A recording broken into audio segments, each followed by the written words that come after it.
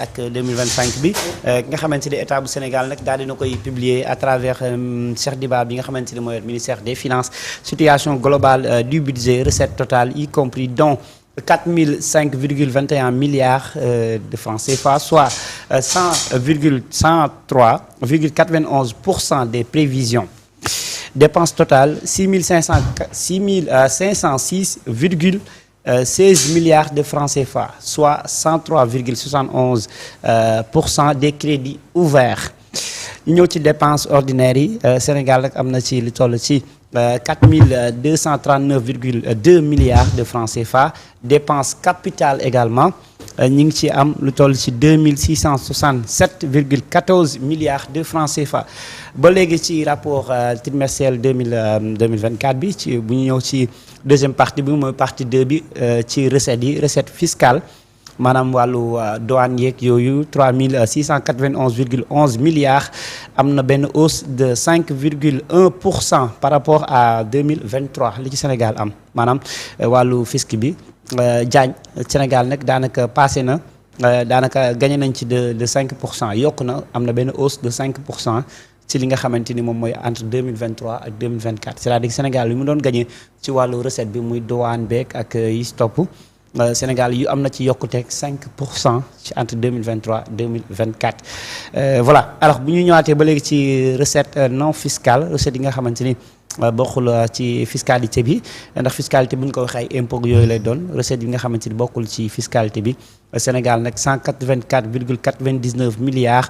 am na ci ab wàññeeku de 11,64%. Recette non fiscale 184,91 milliards am nañu baisse de 11,64%. Essentiellement en capital 128,11 milliards de francs CFA principalement de la banque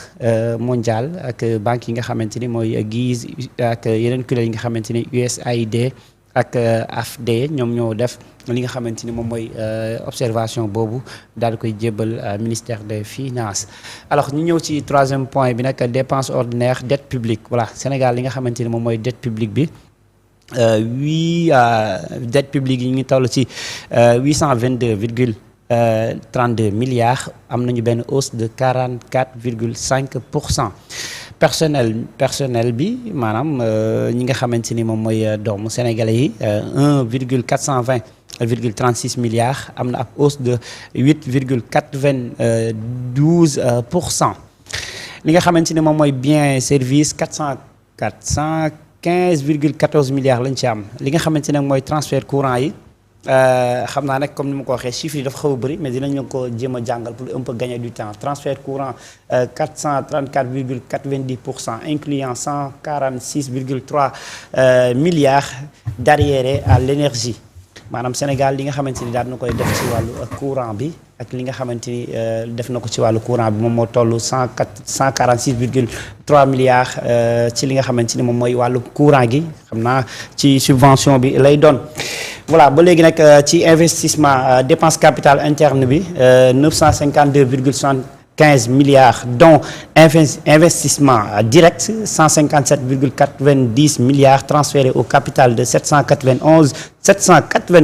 794,85 milliards dont 105,2 d'arriérés voilà c'est pas nag bu ñu ko doon tekki ci olof dina jafe tekki tuuti mais xam naa du ñàkk nag dinañ ci xuus bu ñu gën a avancer un peu ci li nga xamante ni moom mooy recettes yi ci 2024 bi nag jeexaluma ko mais dama egg ci cat bi wax li gën a am solo mooy wàllu fiscalité bi wàllu dette bi ñu ñëw un peu à peu près ci li nga xamante ni moom mooy 2025 état bu Sénégal comme ni ma ko waxee annoncé woon na ko depuis boobu ba léegi nag Cheikh Diba démb bi ñu koy publier en tout cas ministère des finances c'était un peu tard xawoon na guddi moo tax à peu près nit yi wala journalistes yi ak ñu bëri si ñi nga xam seen xam-xam màcc na jëm ci wàllu finance publique jotuñu ko jàng comme ni mu waree waaye nag dinañu jéem ak suñu kéemtalaan kàttan jéem leen ko daal di indil. alors wax naa nag bu ñu ñëwee ci li nga xamante ni mooy rapport exécution budgétaire premier trimestre 2025 bi lu toll ci 1027,82 milliards la ñu daal di mobiliser ci fin mars bi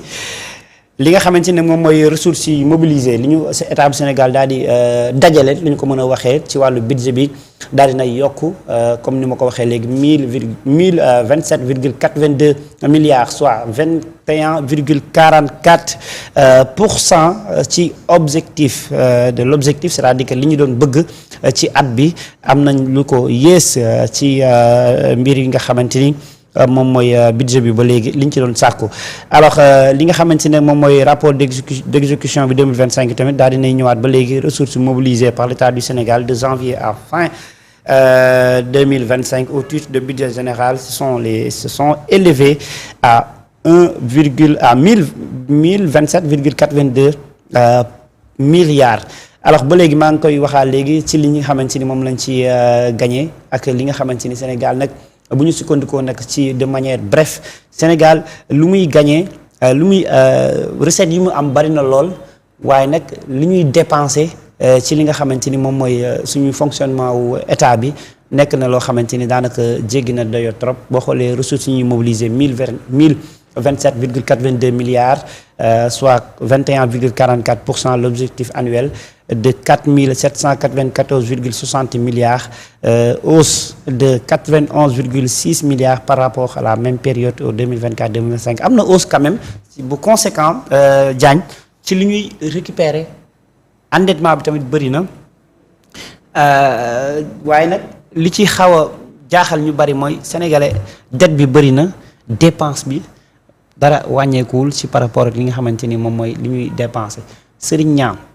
li tax ma njëkk laa jox kàddu ndax xam naa ne lu mu gàtt temps bi xat na ci par rapport ak xam ne da ngay faral di teel a tëdd mais bi mu ñëwee damaa dugg ci bureau bi gis na nga tiim say fooy di jàngat un peu près à peu près li nga xamante ni moom mooy rapport donte pare woo ci à 100%. am na lu des mais ban appréciation nga jot a am d'abord ci rapport trimestriel bi bu 2024 bi. waaw appréciation bi ma ci am rek mooy rafetlu naa. génne bi ñu ko génne. ak de façon détaillée aussi ni nga xamante ni. ministre bi ak ministère bi param-pàcc nañ mbir yi te na nga xamante ni loolu le Sénégalais doon xaar donte nag wax naa ko sànq liñ ciy xaw a regretter rek mooy yéex bi ndax boo xoolee ñaari rapport yëpp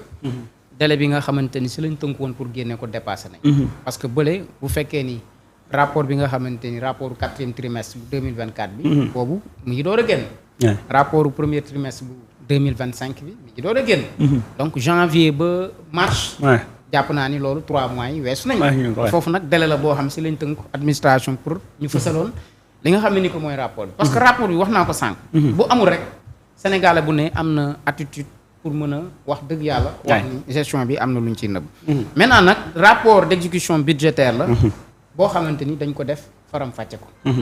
ñu def ko de façon détaillée def la situation globale du budget wax nañ ci recette yi nga xamante ni am nañ ko recette totale yi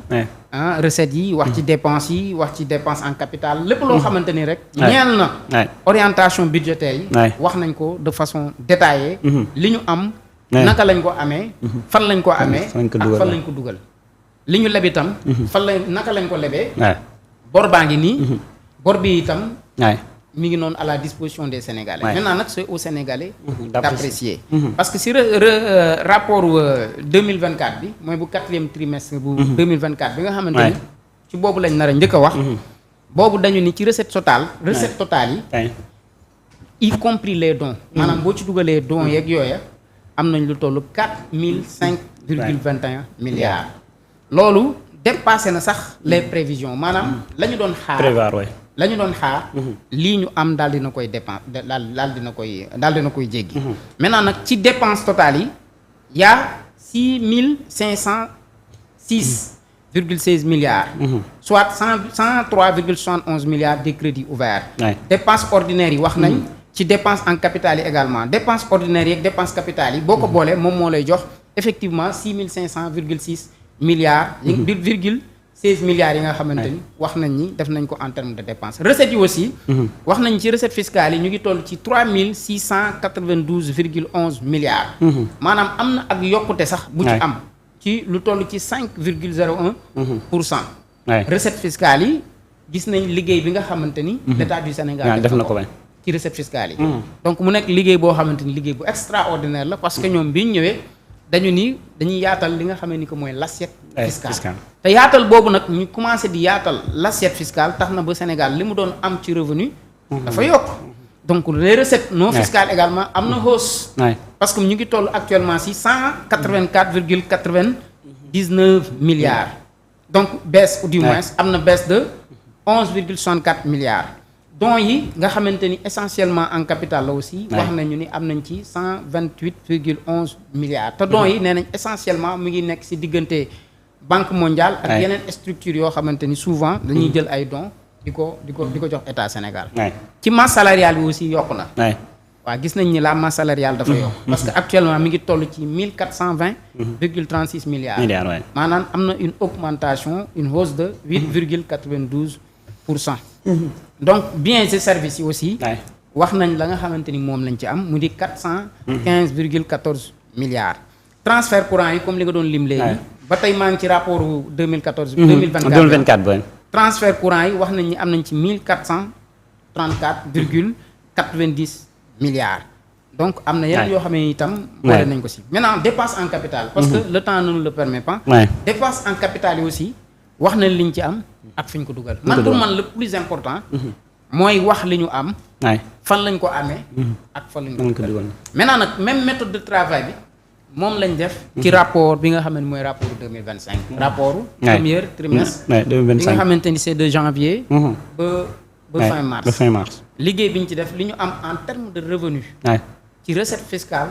ak fan lañ ko dugal la masse salariale fi mu toll et cetera tout ça yooyu yëpp ni ñu décortiquer si rapport bi nga xamante ni moom laa sëgg ni noonu lañ ko décortiquer xam nga rapport yi doon nañ koo gën a faram-fàcce mais regretté naa aussi le fait que ñu guddee ko génnee parce que souvent rapport yi gars yi damay gis ni dañ koy guddee génnee mais lañ ko guddee génne itam parce que dem mi ngi génn presque di muy génn 23h. jot na. loolu nag permettre ñu éventuellement ñu mën a am. mais bon tous les éléments nécessaires. pour mën a def une appréciation globale de la situation. xëy na peut-être bu ñu paree tuuti si loolu la ñuy sëgg gën a xoolaat les orientations. ak yan commentaires ak yan critiques. s'il le faut bu fekkee am na ay critiques yan critiques lañ siy def. bon am na on peut dire que heureusement parce que début semaine bi la génn bon à peu près lundi mardi mais on a le temps dans la journée et toute la semaine d'ailleurs pour ñëwaat ci en fait de façon tey le mardi de façon détaillée mais bon en fait xam nga ni rapport yi ñu doon toj yëpp daa am yor sax fëy parce que buñ ko daan jàng dañ ko daan maîtriser jàng ko man daan na ma jaral ay temps mais dem dama guddee wàcc waaw dama guddee wàcc léegi lu mu wax moom mooy par exemple dépense bi côté réew mi côté administration bi yokk ci bi mu yokk aussi masse salariale bi ni mu yokkee parce que maa ngi gis le Sénégal dépense plus d'1 milliard de francs CFA par jour en 2025 nag nga gisee dépense bu bari mais fan la dépense yi orienté wu ba pare la Sénégal bu wax dépense yooyu plus de 2 milliards nga dégg nga wax mais fan lañ ko dugal question bi du dépensé nañ lii fan lañ ko dugal li am solo mooy fan lañ ko dugal man pour man c'est plus important mën nañ ne dépensé nañ 5 milliards foo xamante ni du ay dépenses yoo xam ne am na solo lool wala ay dépenses yu prioritaire la mais orienté jubluwaayu dépense bi man mooy solo waxtaan wi fi ñu ko dugal est-ce que foofu la est-ce que foofu la Sénégalais yi di xaar est-ce que foofu moo gën a nekk tey priorité parce que jàpp naa ni tey li gën a nekk priorité ci Sénégalais yi mooy seen train de vie d'abord seen train de vie wàññeeku bu baax a baax loolu il faudra nécessairement ñu def ay investissement ci xëyu ndaw ñi ak yeneen et cetera